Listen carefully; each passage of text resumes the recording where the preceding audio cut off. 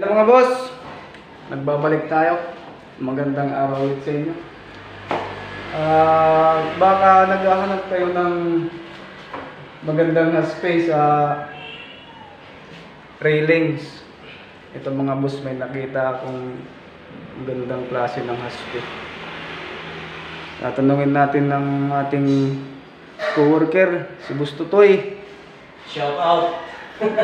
Kung anong ginamit niyang pintura sa paghahaspe. Latex color lang, mga idol. Yan, Boss Tutoy, pakiulit yung ginamit mong pintura. Latex color lang yan. Latex color lang daw mga boss. Ito nga palang railing, tubular yan mga boss, tubular na GI. Tubular, ginawang kahoy. Sa mga nagsasabing hindi pwedeng pinturahan ng latex ang bakal, ayan mga boss, isang patunay yan. Pwedeng pinturahan ng latex color panghaspe. Yan. Sa mga naghahanap ng pintura panghaspe. Latex color. Anong klaseng latex color siya mga Boss Tutoy? Dalawang klase lang.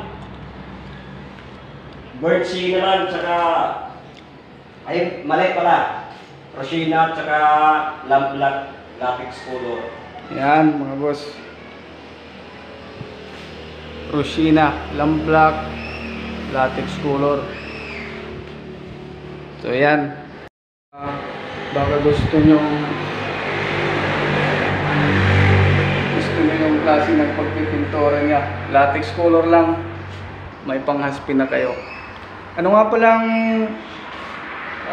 pampatibay mo dyan, Boss Tutoy? Yung top coat mo. Hudson lang yan. Oo. Hudson. Hudson daw mga boss. Kasi yung latex color, matibay siya sa Hudson. Hudson top coat. Hindi siya nahahagot o hindi siya nabubura. Hindi nabubura yung haspe niya. So yan mga boss. Papakita ko sa inyo ulit. Pakita natin ng malapitan mga boss. Tapos pakita mo yung final. Hindi pa final to.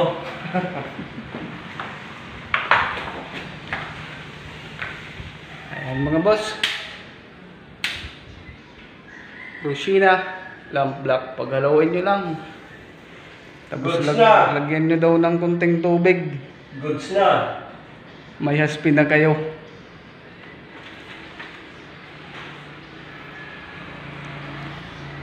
Epoxy primer. Ayan mga boss. Para matabunan yung bakal. Ang pinang primer niya sa bakal mga boss, epoxy primer. Anong pinangalo mo dyan? Gusto to kasi kulay dilaw Pinatakan ko lang ng konting rosina yan. Ayan mga boss. Epoxy primer na white.